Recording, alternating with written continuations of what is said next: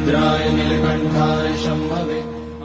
नमस्ते दोस्तों, मैं हूं आपका मित्र और होस्ट RK हैरी और इस पावन यात्रा में आपका दिल से स्वागत करता हूं। इस यात्रा में हम भगवान शिव के 12 प्रमुख ज्योतिर्लिंगों के दर्शन करेंगे जो हमारे आस्था और विश्वास का प्रतीक हैं। आज हम श्री त्र्यंबकेश्वर मंदिर से अपनी यात्रा की शुरुआत करेंगे। आइए, इस व्लॉग का विवरण इस प्रकार प्रस्तुत किया गया है। इस यात्रा को मैंने 9 चरणों में विभाजित किया है, जिनमें प्रत्येक चरण को मैं विस्तार से आपके सामने लाऊंगा। ये चरण इस प्रकार है। पहला चरण, त्र्यंबकेश्वर ज्योतिर्लिंग मंदिर तक पहुंचने का मार्ग, वहां ठहरने के स्थान और यात्रा का खर्चा। यदि आप भारत में रहते हैं तो रेल, सड़क और वायु मार्ग से नासिक, महाराष्ट्र आसानी से पहुंच सकते हैं। नासिक रोड रेलवे स्टेशन से त्र्यंबकेश्वर गांव की दूरी 38 किलोमीटर है और वहां पहुंचने में लगभग 40 से 50 मिनट लग सकते हैं। आप बस, ऑटो रिक्शा या टैक्सी से यात्रा कर सकते हैं। नासिक बस स्टैंड से त्र्यंबकेश्वर के लिए बस का किराया लगभग 50 से 60 रुपए प्रति व्यक्ति और महिलाओं बच्चों के लिए 31 रुपए हो सकता है। नासिक बस स्टैंड से त्र्यंबकेश्वर के लिए नियमित बस सेवाएं उपलब्ध हैं, जो हर 30 मिनट में चलती हैं। सुबह 5 बजे से रात 10 बजे तक। बस यात्रा का समय लगभग 45 मिनट से 1 घंटे का होता है। ये बसें MSRTC द्वारा संचालित होती हैं। टैक्सी का किराया 100 से 150 रुपए प्रति व्यक्ति हो सकता है। टैक्सी या ऑटो रिक्शा के समय मोल भाव का ध्यान रखें। यात्रा से पहले नवीनतम जानकारी के लिए नासिक बस स्टैंड या MSRTC की वेबसाइट से संपर्क करें।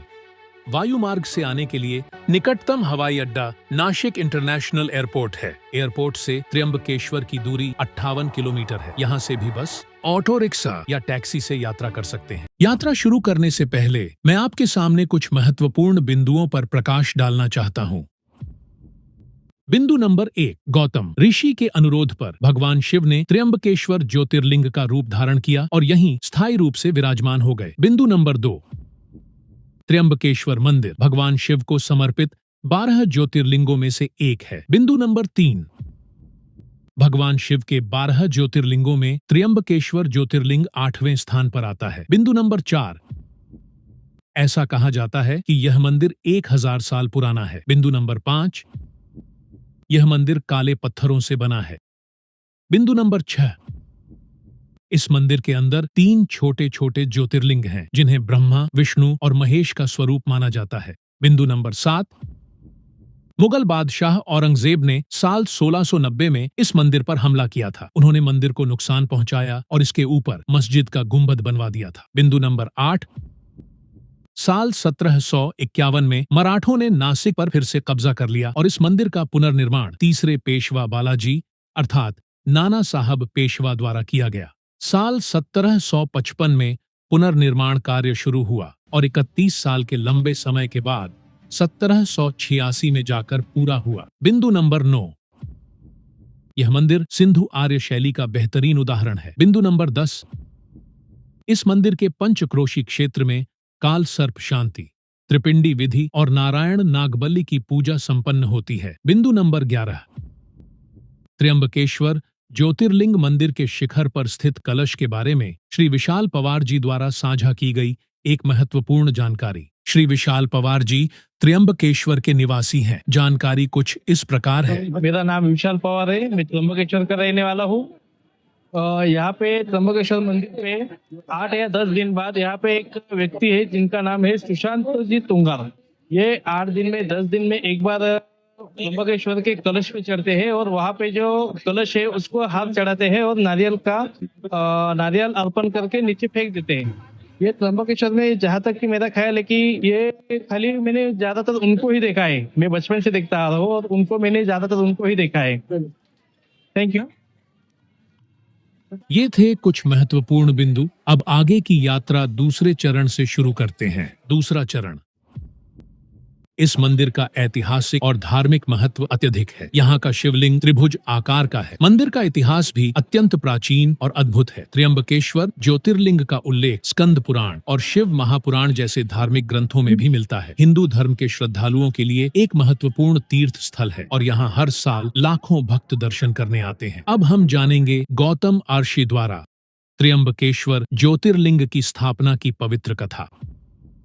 तो आइए सुनते हैं त्र्यंबकेश्वर ज्योतिर्लिंग की स्थापना की अद्भुत और दिव्य कहानी। एक बार महर्षि गौतम के तपोवन में रहने वाले ब्राह्मणों की पत्नियां किसी बात पर उनकी पत्नी अहिल्या से नाराज हो गईं। उन्होंने अपने पतियों को ऋषि गौतम का अपमान करने के लिए प्रेरित किया। उन ब्राह्मणों ने इसके निमित्त भगवान श्री गणेश जी की आराधना की। उनकी आराधना से प्रसन्न हो गणेश जी ने प्रकट होकर उनसे वर मांगने को कहा। उन ब्राह्मणों ने कहा, प्रभो, यदि आप हम पर प्रसन्न हैं तो किसी प्रकार ऋषि गौतम को इस आश्रम से बाहर निकाल दें। उनकी यह बात सुनकर गणेश जी ने उन्हें ऐसा वर न मांगने के लिए समझाया, किंतु वे अपने आग्रह पर अटल रहे। अंततः गणेश जी को विवश होकर उनकी बात माननी पड़ी। अपने भक्तों का मन रखने के लिए वे एक दुर्बल गाय का रूप धारण करके ऋषि गौतम के खेत में जाकर रहने लगे। गाय को फसल चरते देखकर ऋषि बड़ी नरमी के साथ हाथ में तृण लेकर उसे हाँकने के लिए लपके। उन तृणों का स्पर्श होते ही वह गाय वहीं मरकर गिर पड़ी। अब तो बड़ा हाहाकार मचा। सारे ब्राह्मण एकत्र हो गो हत्यारा कहकर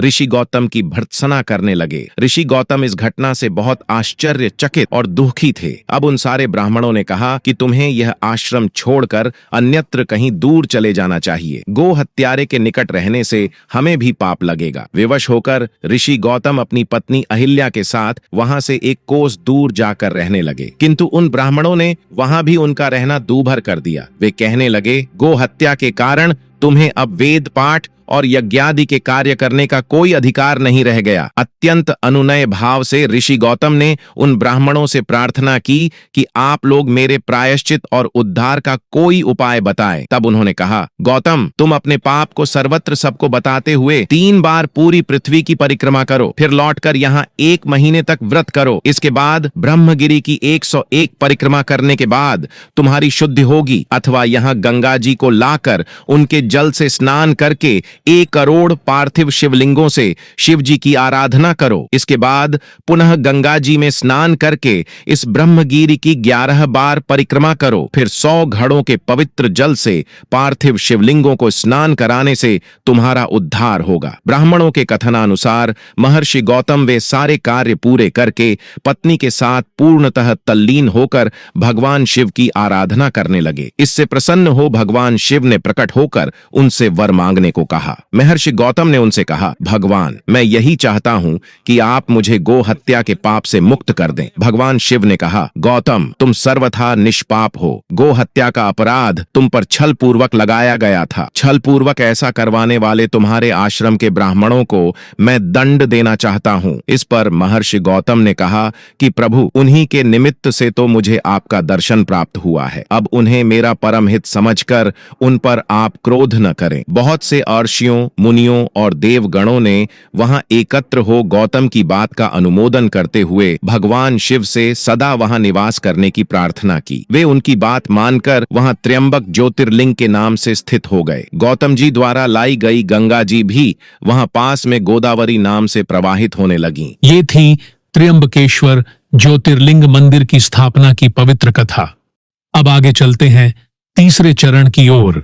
तीसरा चरण, पिंडी शिवलिंग का रहस्य और इसका आध्यात्मिक महत्व। मंदिर के अंदर गर्भगृह में प्रवेश करने के बाद शिवलिंग की केवल अर्घा दिखाई देती है, लिंग नहीं। गौर से देखने पर अर्घा के अंदर 1-1 इंच के 3 लिंग दिखाई देते हैं। इन लिंगों को त्रिदेव, ब्रह्मा, विष्णु और महेश का अवतार माना जाता है। भोर के समय होने वाली पूजा के बाद इस अर्घा पर चांदी का पंचमुखी मुकुट चढ़ा दिया जाता है। भगवान शिव के 3 नेत्रों के कारण यह स्थान त्र्यंबक नाम से प्रसिद्ध हुआ। लोगों की धार्मिक आस्था के अनुसार इन पिंडों का कटाव मानव जाति के विनाश के संकेतों की निशानी माना जाता है। तीनों पिंडों को सुंदर सुंदर आभूषणों से सजाया गया है। इन लिंगों के शिखरों पर मुकुट पहनाए गए हैं, जो पहले त्रिदेव, ब्रह्मा, विष्णु, महेश को चढ़ाए जाते थे। यह मुकुट प्राचीन समय में पांडवों द्वारा भी चढ़ाया गया था। इस मुकुट को हीरे, जवाहरात और बहुत से कीमती पत्थरों से सजाया गया है। सोमवार के दिन इस मुकुट के दर्शन भक्तों को 4 से 5 बजे के बीच कराए जाते हैं। भगवान शिव का यह मुकुट अत्यंत अद्भुत है और इसके दर्शन करने से व्यक्ति की किस्मत बदल जाती है। ऐसा हुआ कि पेशवा ने शर्त लगाई कि ज्योतिर्लिंग के चारों ओर का पत्थर अंदर से खोखला है या नहीं। यह पत्थर खोखला साबित हुआ और शर्त हारने पर पेशवा ने वहां एक अद्भुत मंदिर बनवाया। मंदिर के शिव देवता में प्रसिद्ध नासिक हीरा भी शामिल था। चौथा चरण, ड्रेस कोड। इस मंदिर में दर्शन करने करने के लिए महिला और पुरुष को क्या पहनना चाहिए, वीआईपी दर्शन और सामान्य दर्शन में अंतर। त्र्यंबकेश्वर मंदिर के गर्भगृह में प्रवेश को लेकर ट्रस्ट और गांव वालों का तर्क है कि गर्भगृह में जाने के नियम स्पष्ट रूप से निर्धारित हैं। गर्भगृह में जाने के लिए ड्रेस कोड है कि वहां केवल धोती पहनकर प्रवेश किया जा सकता है और धोती गीली होनी चाहिए। त्र्यंबकेश्वर मंदिर एक प्रमुख हिंदू तीर्थ स्थल है और यहाँ के दर्शन के लिए श्रद्धालुओं को धार्मिक आस्थाओं और मंदिर की परंपराओं का सम्मान करना होता है। मंदिर में दर्शन करने के लिए महिलाओं और पुरुषों को निम्नलिखित वस्त्र पहनने चाहिए। महिलाओं के लिए महिलाओं को साड़ी, सलवार कुर्ता या लंबी स्कर्ट और टॉप पहनने की सलाह दी जाती है। आधुनिक कपड़े जैसे शॉर्ट्स या मिनी स्कर्ट पहनना उचित नहीं है। मंदिर में प्रवेश से पहले सिर को ढकने की भी प्रथा हो सकती है।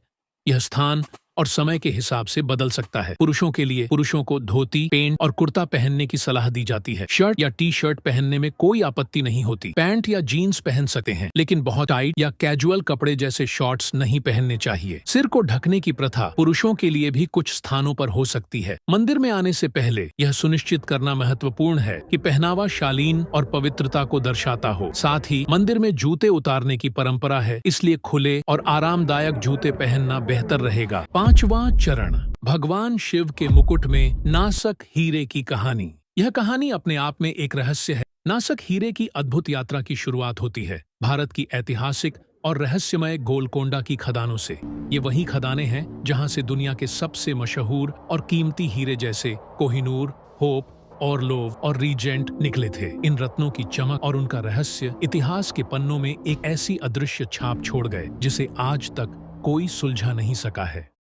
कहा जाता है कि नासक हीरा मुगलों से पहले कई राजा महाराजाओं और कुतुब शाही वंश के पास था। जब मराठा साम्राज्य ने इसका कब्जा किया, मराठा पेशवा बाजीराव प्रथम के बाद उनके बेटे बालाजी बाजीराव मराठा साम्राज्य के पेशवा बने और फिर उन्होंने मराठा साम्राज्य की बागडोर संभाली। बालाजी को नाना साहेब के नाम से जाना जाता था। नाना साहेब ने भगवान शिव के पवित्र 12 ज्योतिर्लिंगों में से एक श्री त्र्यंबकेश्वर मंदिर का जीर्णोद्धार करवाया था। इस मंदिर का जीर्णोद्धार 1755 में शुरू हुआ था और 31 साल के लंबे समय के बाद 1886 में जाकर पूरा हुआ। मंदिर बन जाने के बाद नाना साहेब ने मंदिर को अनेक रत्न और जेवरात दान किए, जिसमें नासक हीरा भी शामिल था। इस हीरे को त्र्यंबकेश्वर शिव मंदिर में भगवान शिव की मूर्ति की एक दिव्य आंख के रूप में प्रतिष्ठित किया गया। यहाँ इस नासक हीरे को केवल एक आभूषण के रूप में नहीं, बल्कि भगवान शिव की दिव्य आंख के रूप में पूजा जाता था। 18वीं सदी में ब्रिटिश ईस्ट इंडिया कंपनी और मराठा साम्राज्य के बीच कई बार लड़ाइयाँ और युद्ध हुए,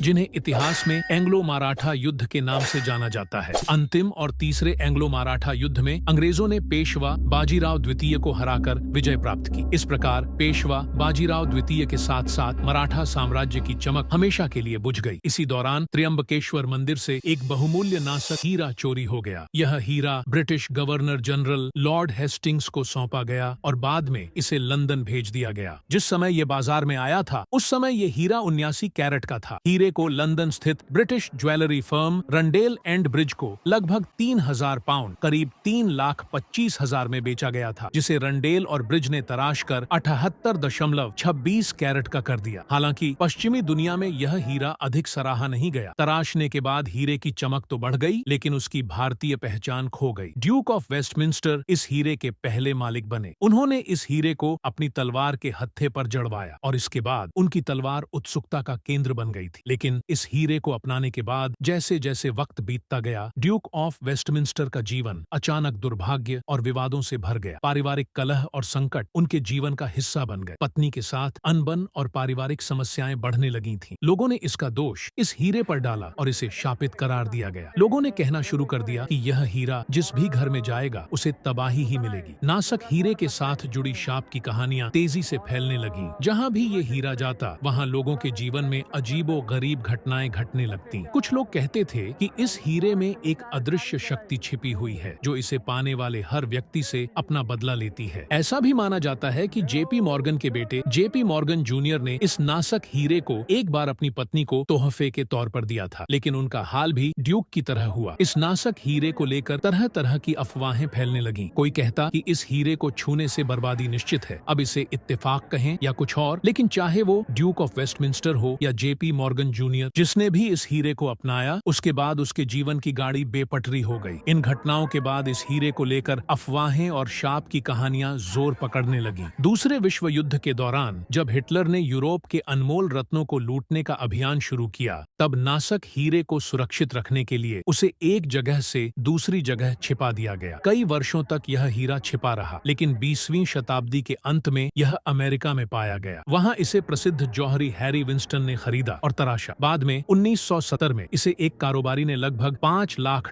यानी 4 करोड़ रुपए से अधिक की कीमत पर खरीदा। यह माना जाता है कि 1977 में सऊदी अरब के राजा ने इसे एक प्राइवेट कलेक्टर को बेचा था, जो ऐतिहासिक चीजों को खरीदने और संग्रहालय में रखने के लिए प्रसिद्ध था। कहा जाता है कि यह नासक हीरा वर्तमान में लेबनान के एक म्यूजियम में रखा हुआ है, जहां इसे अब ऐतिहासिक धरोहर के रूप में सुरक्षित किया गया है और दर्शकों के लिए प्रदर्शित किया जाता है। लेकिन इसमें कितनी सच्चाई है, यह आज तक किसी को नहीं पता। मौजूदा समय में नासा को भारत वापस लाने की मांग होती रहती है और इसका हाल वैसा ही है जैसा कोहिनूर का। कई लोग मानते हैं कि जब तक यह हीरा अपने स्वधार्मिक स्थल त्र्यंबकेश्वर मंदिर में वापस नहीं लौटेगा, तब तक इसकी यात्रा अधूरी रहेगी। लोग मानते हैं कि वह दिन जरूर आएगा जब यह हीरा त्र्यंबकेश्वर मंदिर में लौटेगा। नासक हीरे की यात्रा न केवल एक रत्न के रूप में, बल्कि भारतीय इतिहास, संस्कृति और रहस्य की गहरी कहानी है। इस राजसी रत्न की चमक, उसकी यात्रा और शाप की कथाएं समय के साथ जीवित बनी रहती है, जो आज भी लोगों को रोमांचित करती हैं। यह हमें यह सिखाती हैं कि कुछ चीजें केवल रत्न नहीं होती, बल्कि वे एक अद्वितीय दास्तान का हिस्सा बन जाती हैं और इसकी कहानी आज भी हमें रहस्यों और रोमांच की ओर खींचती है। छठा चरण,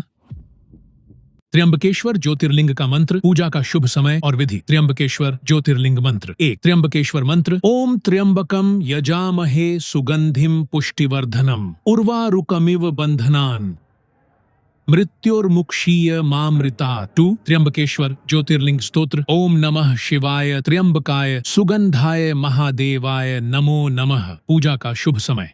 ब्रह्म मुहूर्त सुबह 4 बजे से 6 बजे तक पूजा के लिए सर्वोत्तम होता है। प्रदोष काल संध्या समय 6 बजे से रात के 8 बजे तक पूजा के लिए शुभ होता है। सोमवार और महाशिवरात्रि के दिन विशेष पूजा की जाती है। श्रावण मास में त्र्यंबकेश्वर ज्योतिर्लिंग की पूजा अत्यधिक फलदायी मानी जाती है। पूजा विधि। स्नान और शुद्धिकरण। प्रातः स्नान कर स्वच्छ वस्त्र धारण करें। ध्यान और संकल्प। त्र्यंबकेश्वर भगवान शिव का ध्यान करें और पूजा का संकल्प लें। शिवलिंग का अभिषेक। गंगा जल, दूध, दही, शहद, बेलपत्र और गन्ने के रस से अभिषेक करें। पंचामृत से स्नान कराएं और जल से शुद्ध करें। पूजा सामग्री। अर्पण। बिल्वपत्र, धतूरा, चंदन, अक्षत, भस्म, धूप, दीप, फूल और फल चढ़ाएं। गाय का घी, कपूर और शुद्ध तेल से दीप प्रज्वलित करें। मंत्र जाप करें। ओम नमः शिवाय मंत्र का 108 बार जाप करें। महामृत्युंजय मंत्र का जाप करना भी शुभ होता है। आरती करें। त्र्यंबकेश्वर ज्योतिर्लिंग की आरती गाकर दीपक घुमाएं। प्रसाद वितरण। पूजा समाप्त होने के बाद प्रसाद बांटें और सभी को शिव कृपा प्राप्त करने के लिए आशीर्वाद दें। विशेष लाभ। पितृदोष, काल सर्प दोष और गुरु दोष की शांति के लिए त्र्यंबकेश्वर ज्योतिर्लिंग में पूजा करना अत्यंत लाभकारी होता है। यहाँ रुद्राभिषेक और महामृत्युंजय जाप कराने से दीर्घायु और स्वास्थ्य लाभ मिलता है। यदि आप विशेष पूजा कराना चाहते हैं तो त्र्यंबकेश्वर मंदिर में विद्वान पंडितों से संपर्क कर सकते हैं। 7वां चरण,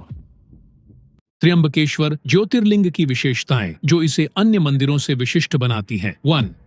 त्रिमूर्ति लिंग, 3 मुखों वाला शिवलिंग। अन्य ज्योतिर्लिंगों में शिवलिंग सामान्यतः एक ही आकार का होता है, लेकिन त्र्यंबकेश्वर में स्वयंभू शिवलिंग में 3 मुख हैं, ब्रह्मा, विष्णु और महेश। यह इसे अद्वितीय बनाता है। 2. गोदावरी नदी का उद्गम स्थल। त्र्यंबकेश्वर को गोदावरी नदी का उद्गम स्थल माना जाता है, जिसे गंगा के समान पवित्र माना जाता है। यह विशेषता इसे धार्मिक रूप से अत्यंत महत्वपूर्ण बनाती है। 3. काल सर्प दोष निवारण पूजा। यह मंदिर काल सर्प दोष, नारायण नागबली, महामृत्युंजय जाप और अन्य विशेष पूजाओं के लिए प्रसिद्ध है। देश भर से श्रद्धालु इस दोष को दूर करने के लिए यहाँ आते हैं। 4. स्वयं शिवलिंग के क्षरण की मान्यता। ऐसा माना जाता है कि त्र्यंबकेश्वर का शिवलिंग धीरे धीरे क्षीण हो रहा है। इसे कलयुग के प्रभाव का संकेत माना जाता है। 5. पेशवाओं द्वारा निर्मित अद्भुत स्थापत्य कला। मंदिर का निर्माण पेशवा बाजीराव द्वितीय ने करवाया था। इसमें नागर शैली की वास्तुकला, विस्तृत नक्काशी और काले पत्थरों का उपयोग किया गया है। 6. कुंभ मेले का आयोजन। हर 12 साल में यहाँ कुंभ मेले का आयोजन होता है, जिसमें लाखों श्रद्धालु स्नान करने आते हैं। इन विशेषताओं के कारण त्र्यंबकेश्वर ज्योतिर्लिंग न केवल आध्यात्मिक दृष्टि से बल्कि ऐतिहासिक और सांस्कृतिक रूप से भी अत्यंत महत्वपूर्ण है। 8वां और अंतिम चरण,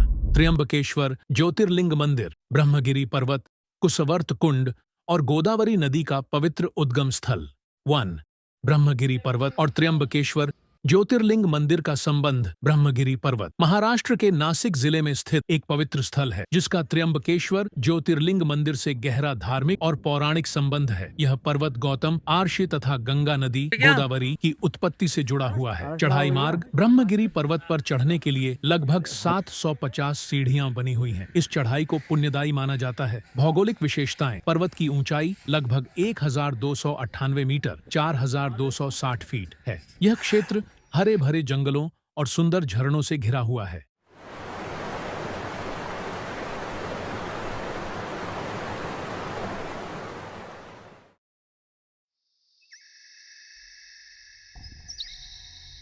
विशेष धार्मिक स्थल गंगा द्वार गोदावरी नदी के उद्गम स्थल के रूप में प्रसिद्ध। रामकुंड, जहां भगवान राम ने अपने पिता दशरथ का पिंडदान किया था। कुशावर्त तीर्थ, जहां से गोदावरी नदी आधिकारिक रूप से प्रवाहित होती है। 2. गोदावरी नदी का उद्गम। हिंदू मान्यताओं के अनुसार गोदावरी नदी का पवित्र स्रोत ब्रह्मगिरी पर्वत से निकलता है। यह माना जाता है कि गौतम आर्षि की कठोर तपस्या से प्रसन्न होकर भगवान शिव ने गंगा गोदावरी को यहाँ अवतरित किया। जिस प्रकार उत्तर भारत में गंगा नदी का विशेष आध्यात्मिक महत्व है, उसी प्रकार दक्षिण भारत में गोदावरी नदी को विशेष धार्मिक मान्यता प्राप्त है। उत्तर भारत में गंगा को भागीरथी कहा जाता है, वहीं गोदावरी को गौतमी गंगा के नाम से जाना जाता है। भागीरथी का प्रवाह राजा भगीरथ की तपस्या का परिणाम है, जबकि गोदावरी का प्रवाह आर्षि गौतम की तपस्या का फल माना जाता है।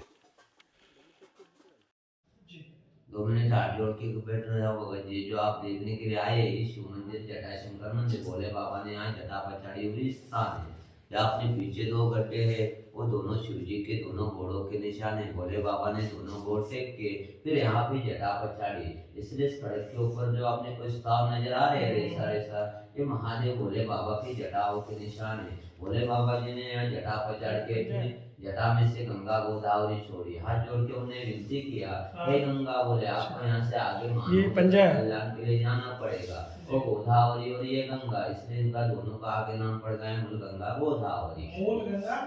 गोदावरी बोला जाता है। इस कपारी में से घुस के वो गंगा के द्वार गए, जहाँ पे 108 ज्योतिर्लिंग गोरखनाथ मचननाथ की गुफा है, परंपिका माता का मंदिर। वैसे आप सीढ़ी उतरोगे 3 कुंड लगता है। फिर आपने कुशावर्त में जहाँ स्नान वगैरह किया जाता है, दावे साइड में विष्णु भगवान की मूर्ति सोई है, उनके बेटी में से जल आता है। गांव के बाहर चक्र तीर्थ है। नासिक भाग्य में से फिर ये खुली हो गई, मतलब अपने को दिखाई देने लग गई, दर्शन देने योग्य हो गई। नासिक, पंचोटी, पैठर, अंधरा, बंगाल और ऊपर सागर में जाके विराजमान हो गई। जहाँ से आप जाके आए वो गौतम ऋषि जी के गाँव हत्या पाप दूर करने के लिए गोदावरी, और ये आपने मानव जगत कल्याण के लिए गंगा, इसलिए उस दिशा से महादेव ने इस दिशा में लाके छोड़ी, इसलिए इसको मूल गंगा गोदावरी बोला जाता है। भोले बाबा ने यहाँ जटा पछाड़ी, इसलिए इसको शिव मंदिर जटाशंकर मंदिर बोला जाता है। दर्शन करो, भगवान को माथा टेको, नमस्कार।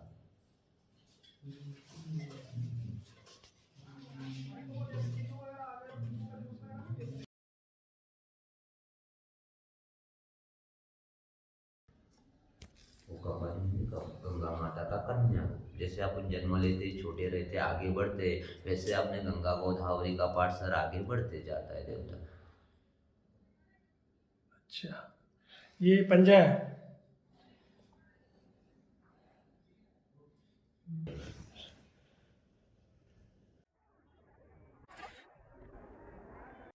कुशवर्ता कुंड की पौराणिक कथा, धार्मिक महत्व। आइए अब जानते हैं कुशावर्त कुंड की वह पौराणिक कथा जो इसे विशेष बनाती है। यहाँ कुशावर्त कुंड का वर्णन एक भावनात्मक और काव्यात्मक शैली में प्रस्तुत किया गया है, जो श्रद्धा और आध्यात्मिकता की गहराइयों को छूता है। कुशावर्त कुंड, जहाँ पुनः प्रकट होती है गोदावरी की पावन धारा। त्र्यंबकेश्वर की पुण्य भूमि पर ब्रह्मगिरी की गोद में स्थित है एक दिव्य जल सरोवर कुशावर्त कुंड। यह पावन स्थल त्र्यंबकेश्वर ज्योतिर्लिंग मंदिर से लगभग 400 से 500 मीटर की दूरी पर स्थित है। निर्माण: यह 21 फीट गहरा कुंड 1750 ईस्वी में बनाया गया, में प्राकृतिक जलस्रोतों के साथ निर्मित किया गया था। हर लहर, हर स्पंदन मानो अनादिकाल की कोई कथा कहता है। पौराणिक मान्यता: यही वह पावन स्थल है जहां गौतम ऋषि की घोर तपस्या ने स्वर्ग को भी झुका दिया। भगवान शिव की करुणा से गंगा की निर्मल धारा गोदावरी बनकर इस धरती पर अवतरित हुई। जब जल का प्रवाह अत्यधिक हुआ तब ऋषि ने कुशा घास से एक कुंड की रचना की और वहीं हुआ पवित्र कुशावर्त कुंड का जन्म। यह कोई साधारण सरोवर नहीं, यह आस्था की धड़कन है जहां श्रद्धालु अपने जीवन के पापों को जल में विसर्जित कर मोक्ष की ओर अग्रसर होते हैं। तीर्थराज की उपाधि से अलंकृत यह कुंड हर नासिक कुंभ मेले में प्रथम शाही स्नान का साक्षी बनता है। संरचना: कुंड के चारों कोनों पर स्थित हैं ईश्वरीय मंदिर, केदारेश्वर महादेव जिनमें शिव की दिव्यता झलकती है, साक्षी विनायक जो हर श्रद्धा के गवाह हैं, माता गोदावरी जिनकी कृपा से जीवन में शांति बहती है, कुशेश्वर महादेव जो इस पावन जल को रक्षित करते हैं। आध्यात्मिक अनुभव: त्र्यंबकेश्वर मंदिर में दर्शन से पूर्व यात्रा की प्रथम सीढ़ी बनता है यह कुंड, जहां जल केवल शरीर को नहीं आत्मा को भी पवित्र करता है। यहां हर बूंद, हर स्पर्श एक युगों पुरानी कथा का साक्षात अनुभव कराता है। यह कुशावर्त कुंड है जहां धरती पर स्वर्ग उतरता है। इस प्रकार त्र्यंबकेश्वर ज्योतिर्लिंग, ब्रह्मगिरी पर्वत, कुशवर्त कुंड और गोदावरी नदी का एक दूसरे से गहरा धार्मिक और आध्यात्मिक संबंध है। आइए इस पवित्र यात्रा के दौरान श्रद्धा, भक्ति और आस्था के साथ त्र्यंबकेश्वर के हर स्थल का दर्शन करें और जीवन को दिव्यता और शांति से भर दें। ऐसा दादी, ये कैसा ऐसा ना ये तीनों टच होने चाहिए। ये यहाँ पे हाँ, बराबर, एक यहाँ पे, एक यहाँ पे, हाँ, हाँ। बस।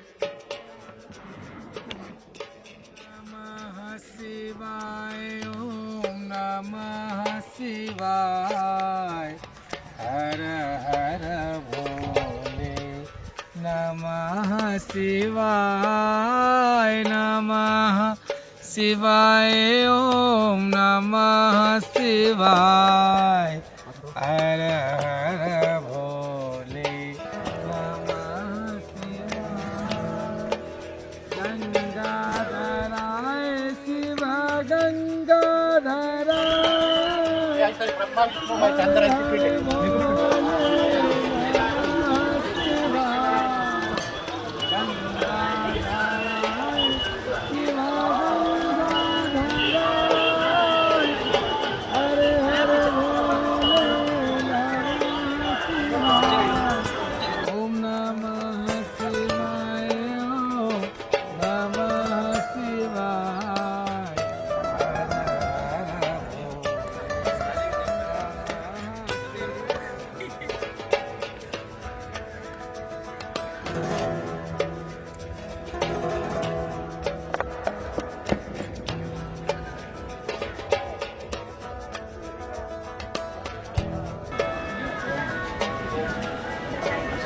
एक बार मेरी ओम नमः शिवाय। बाबा जी, बाबा जी, भोले बाबा जी, भोले बाबा जी, भोले बाबा जी, भोले बाबा जी।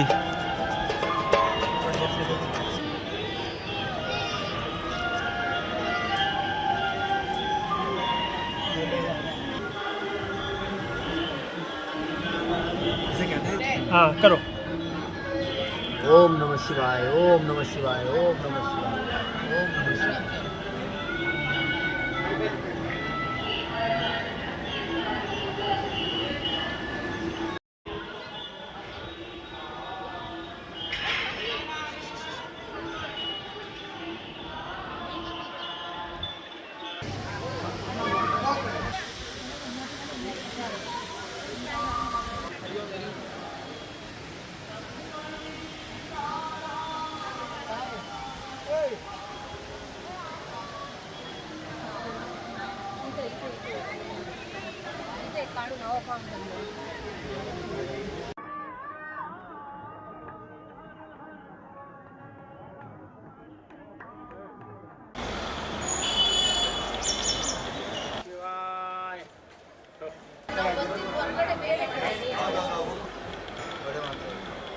मैनेजर को पूछना तो काम कर लेने का।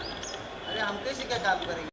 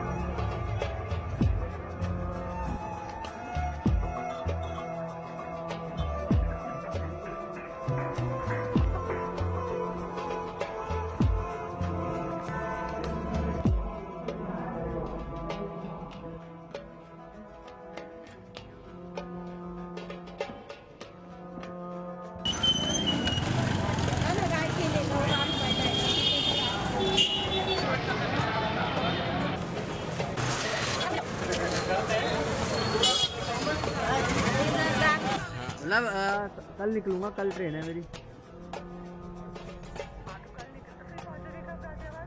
पहुंचूंगा कब? देखते हैं कब पहुंचेंगे। मंदिर कहाँ आना पीछे से बेटा। यहाँ पे अभी तुझे देख सामने से दिखाऊंगा, चिंता मत कर। अभी रुक जा बहन, रुकिए। फिर उसके बाद गया पुणे भीमा शंकर, उसके बाद गया मुंबई सिद्धि विनायक गणेश जी का जो है। हाँ, अब आया हूँ नासिक पुणे, और सॉरी नासिक त्र्यंबकेश्वर।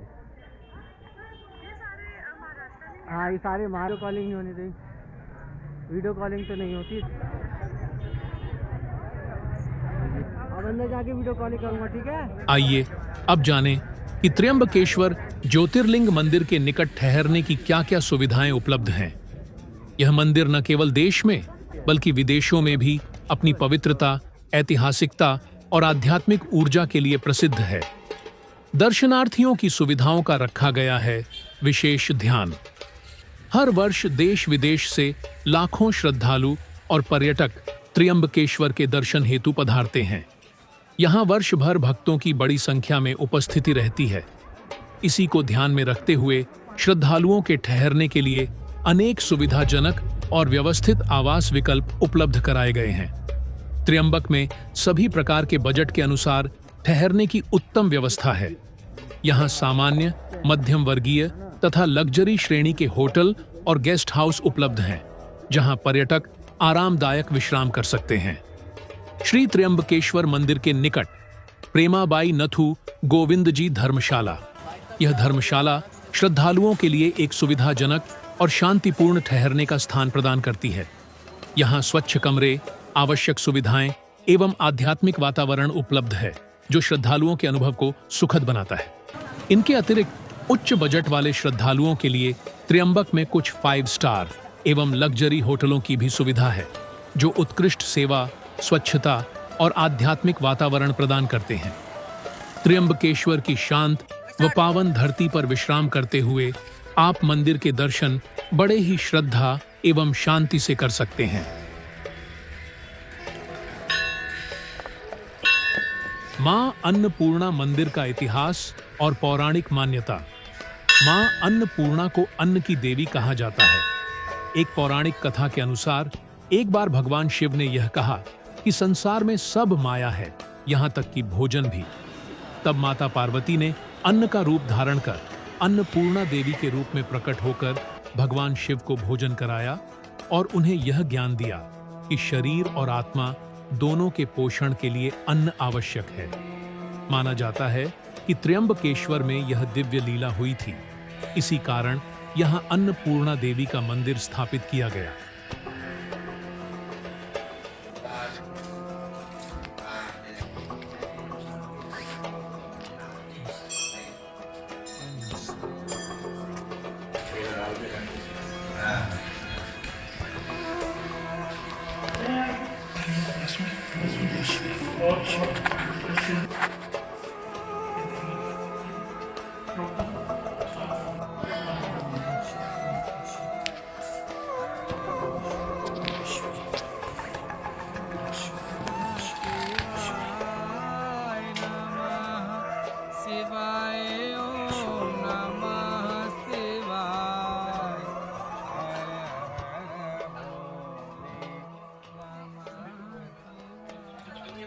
भैया दीदी चीजें ना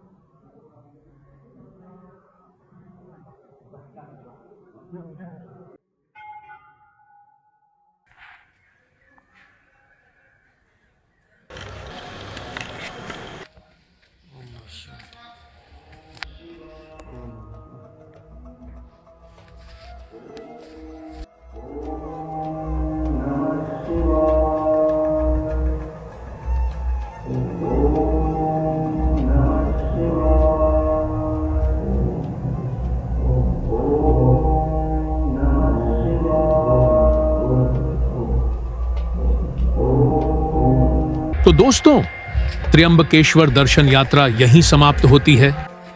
उम्मीद है कि आपको हमारा आज का व्लॉग पसंद आया होगा। अगर आपको यह वीडियो अच्छा लगा हो तो इसे लाइक जरूर करें और चैनल को सब्सक्राइब करना बिल्कुल न भूलें। आपकी राय हमारे लिए बेहद कीमती है, तो नीचे कमेंट करके जरूर बताएं कि आपको कैसा लगा। और हाँ, क्या आपने कभी त्र्यंबकेश्वर मंदिर की यात्रा की है? अगर की है तो अपने अनुभव हमारे साथ कमेंट में जरूर शेयर करें। मिलते हैं अगले वीडियो में, तब तक के लिए जय महादेव। अगले व्लॉग में फिर मुलाकात होगी। तब तक के लिए खुश रहिए, सुरक्षित रहिए और यात्रा करते रहिए। जय भोलेनाथ।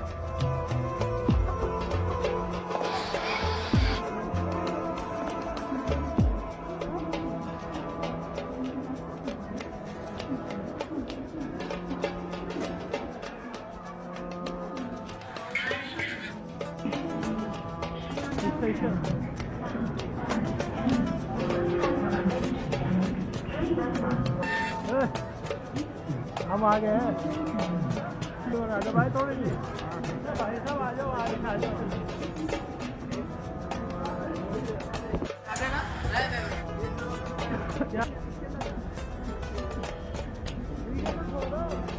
भाई लास्ट है।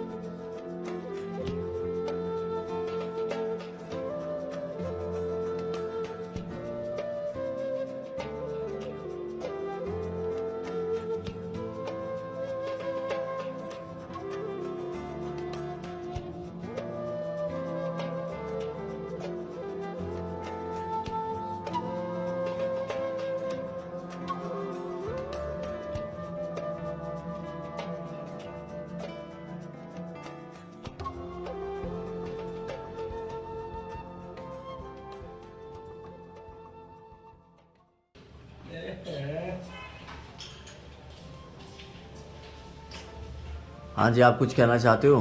बिल्कुल कहना चाहते हैं। बताओ, बोलो। यहाँ की दूसरी सुबह हो चुकी है और हमारा यहाँ का घूमना और ना घूमना डिपेंड करता है हमारे शिरडी की टिकट पे। बिल्कुल। अगर शिरडी की टिकट कंफर्म हो जाती हैं जी जी। तो हम जाएंगे सीधा शिरडी, अच्छा। और फिर वहां से दर्शन करने के बाद आते हैं रिटर्न यहीं पे, हाँ। और फिर अगर टाइम बचता है तो फिर दर्शन करेंगे। तो अभी फिलहाल टिकट का इंतजार है। अरे अगर confirm होती यार है- यार ठीक है, चलो आप कहते हो तो मान लेते हैं। दर्शन तो हमने रात कर लिए थे। जी जी ऐसा जी, नहीं है। बिल्कुल बिल्कुल। याद हो गए, हाँ। बिल्कुल मन से, धन से, धन से। धन भी लगाया हाँ, बिना धन के तो कुछ है ही नहीं। वीआईपी दर्शन किए वीआईपी दर्शन किए हुए? अच्छा अच्छा। एक्चुअली हो करते हैं। ए, कर दिए वीडियो नाश पे। 500 रुपए देंगे। तो दोस्तों, त्र्यंबकेश्वर दर्शन यात्रा यहीं समाप्त होती है। उम्मीद है कि आपको हमारा आज का व्लॉग पसंद आया होगा। अगर आपको यह वीडियो अच्छा लगा हो तो इसे लाइक जरूर करें और चैनल को सब्सक्राइब करना बिल्कुल न भूलें। आपकी राय हमारे लिए बेहद कीमती है, तो नीचे कमेंट करके जरूर बताएं कि आपको कैसा लगा। और हां, क्या आपने कभी त्र्यंबकेश्वर मंदिर की यात्रा की है? अगर की है तो अपने अनुभव हमारे साथ कमेंट में जरूर शेयर करें। मिलते हैं अगले वीडियो में, तब तक के लिए जय महादेव। अगले व्लॉग में फिर मुलाकात होगी। तब तक के लिए खुश रहिए, सुरक्षित रहिए और यात्रा करते रहिए। जय भोलेनाथ।